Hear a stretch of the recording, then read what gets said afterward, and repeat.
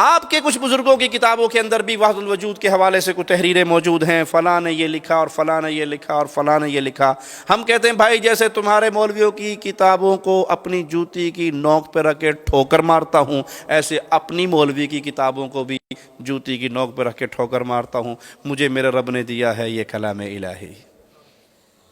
ہمارا کرے تب غلط، تمہارا کرے تب غلط۔ دنیا بھر کے مولویوں کی کتابوں کو لاؤ، چوراہے میں رکھ کے آگ لگا دو، اس میں مولوی ذکریہ کی کتابیں بھی لے آؤ، نذیر احمد دہلوی کی کتابیں بھی لے آؤ، شاہ اسماعیل کی کتابیں بھی لے آؤ، شاہ ولی اللہ کی کتابیں بھی لے آؤ، پیچھے بچے گا قرآن اور حدیث، اس کو تھام لو، سوائے اہل حدیث کے اور کوئی نہیں رہیں گے۔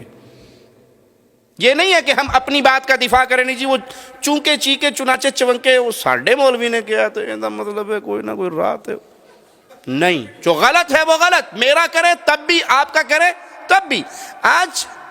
کچھ مولوی اٹھ کر دفاع کرتے ہیں اپنے عقیدہ وحدت الوجود کا، قرآن کے ذریعے نہیں،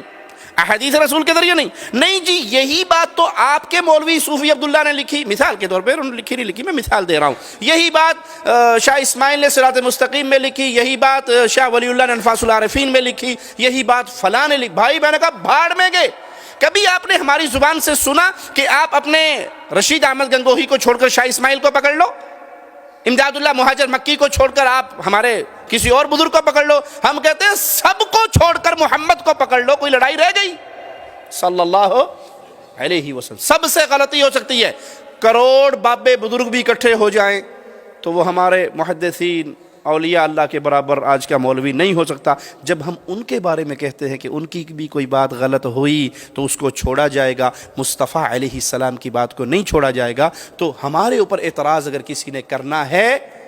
میری بات کو نوٹ کیجئے، ہمارے اوپر اگر کوئی اعتراض کرنا چاہتا ہے تو وہ شاہ اسماعیل کی کتابوں پہ نہ کرے، وہ شاہ ولی اللہ کی کتابوں پہ نہ کرے، وہ کسی اور باب مولوی کی کتاب پہ نہ کرے۔ جب کتاب اعتراض ہو قرآن پر اور حدیث مصطفیٰ پر تو اہل الحدیث سمجھیں گے کہ ہمارے مذہب پر